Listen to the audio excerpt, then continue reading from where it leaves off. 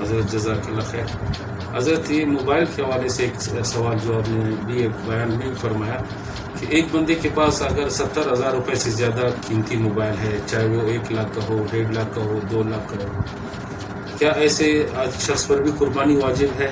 چاہے اس کے پاس اور مال سے سونا یا پیسہ یا نقدی نہ ہو تو اس پر بھی قربانی واجب ہے؟ دیکھیے مسئلہ ایسا ہے کہ زکوٰۃ اور قربانی کی نصاب میں فرق ہے. زکوٰۃ، فطرانہ، قربانی، ان تینوں کی نصاب میں فرق ہے. زکوٰۃ میں یہ ہے کہ سال کا گزرنا ہے، سال گزرنے پر زکوٰۃ فرض ہو جاتا ہے.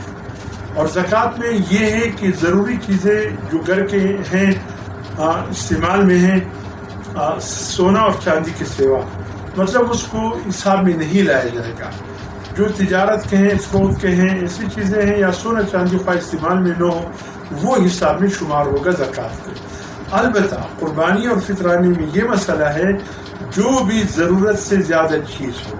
مثلا اب موبائل ہے، قیمتی موبائل ہے، 70,000، 80,000، 1 لاکھ، 1.5 لاکھ، سنے ہیں کہ اس سے بھی اوپر ہوتے ہیں، تو یہ زکوٰۃ کی نصاب میں ضرورت میں شمار ہوگا.